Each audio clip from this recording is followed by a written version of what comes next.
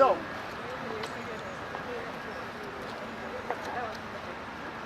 that's just one of the stories I've got around about here. We've missed the bear. Do you know about the bear? No. The bear statue's up there. Come, but next time you're in the park, go and have a look. And that was, also to commemorate the Polish soldiers that were here during the war. Oh, there was a war? Well, it was part of the Second World War, yeah. We were kind of on the edge of it. Okay, we're going to carry on. We're walking in the Norloch. The North Loch. Castle up here, we're on the north side of it. This used to be underwater. Unfortunately now, it's a nice park, but it's got a bit of a grim story. Let's carry on a little bit. We'll get ourselves out of the water. You mean this is a lake or some... Was, yeah. Lake.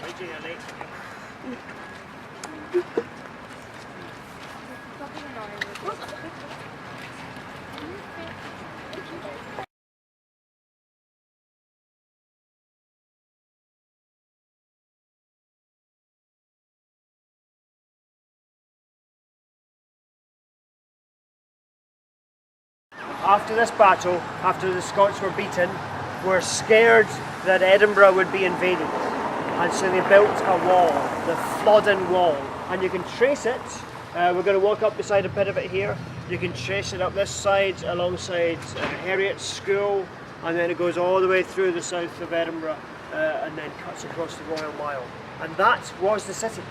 So from 1513, the battle, it took about 30 years for the wall to be completed, but for... Where is the wall? The wall was right here.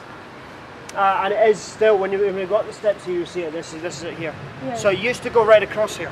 Okay. And this is just marking the side of it. Okay, this all gone. It's all gone now because it was a real barrier. You know, it stopped people coming into the city. Coming in, and also city needs to expand as well. Yeah, exactly, yeah.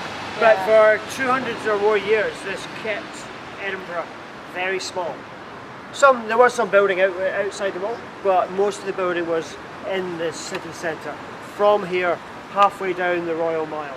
There's a famous pub called the World's End on the Royal Mile, about halfway down. And it's called the World's End because that was the end of the town, the end of the world. So, small city, which built upwards, using the sandstone to build high buildings up on the Royal Mile, and with this beautiful defensive castle. Looking good. It's a big statement, isn't it? Yeah. You build your castle on a rock like this, people know you have a lot of power, a lot of control over the surrounding area. It's modern, more recent. The round bit is called the Half Moon Battery, and this is all sandstone. But it's built directly onto the foundations of the hard igneous rock. So, the steps here are called Granny's Greens. Granny's Green steps. Are they green? No. Why do you think they're called Granny's Green steps? They are grey, little grey. Granny's grey steps. Maybe the granny was the Go and first see. person who walked there.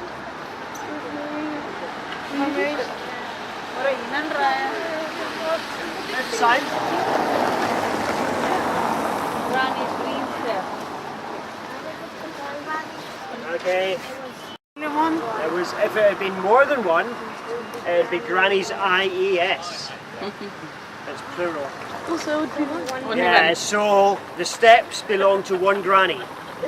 Or maybe they don't. Actually, the steps are going to take us to Granny's Green. Okay, so they're not green steps, they're steps that go to the green. What's the green? The green is grass.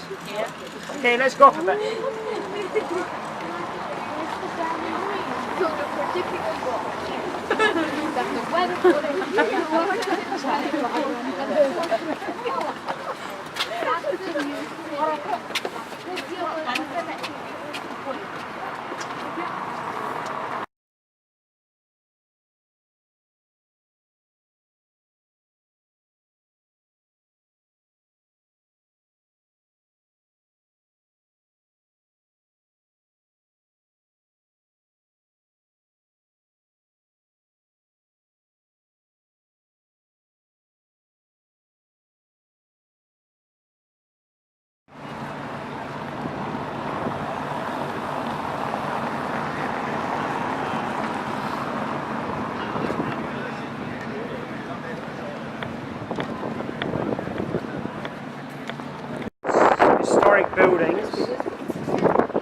And it's a place that's changed massively over the years. If you go back 500 years to when this was the heart of the city, the wall was built around the outside. These buildings round about us weren't here then. There's been lots of older buildings cleared away to make space for these grand buildings. But it is really a pretty special place if you look around and see the history that's here. The fact that people have been walking through these narrow streets for hundreds of years. This beautiful city has been home for people. And now, of course, they don't have many people living here on the Royal Mile. There's lots of visitors, it gets really busy. It's actually quite nice coming at this time of night, just when it's starting to get dark, and see this very special part of our city. And what visitors to here find really amazing is all the use of stone. So Edinburgh is really a city of stone. We're on this ridge right next to the castle, high ground in the old town. And all the buildings round about us are built with local sandstone. And you can see how great this stone is for building. You see above the doorways, you see the really detailed decoration, the way it can be carved. Come and run your fingers over these stone walls. Just imagine how much effort it takes to shape each block to give it this really nice smooth finish. See how really well they fit together, just a little bit of mortar in the cracks there, but it's just a pile of stone. Each block shaped a mound. It is made by people. It is not part of the original landscape of Edinburgh, but it's a very useful connection between the old town and the new town. So the time the new town was being constructed, and that goes back 200 years, people were moving from the old town in these narrow, steep buildings, moving out to the much more spacious new town, and this is a connection between the two, created by piling up rubbish. So it starts with people throwing things downhill from the old town, and it was added to as they were digging the foundations of the new town. So it was built up as a ramp, but it's not solid rock under our feet.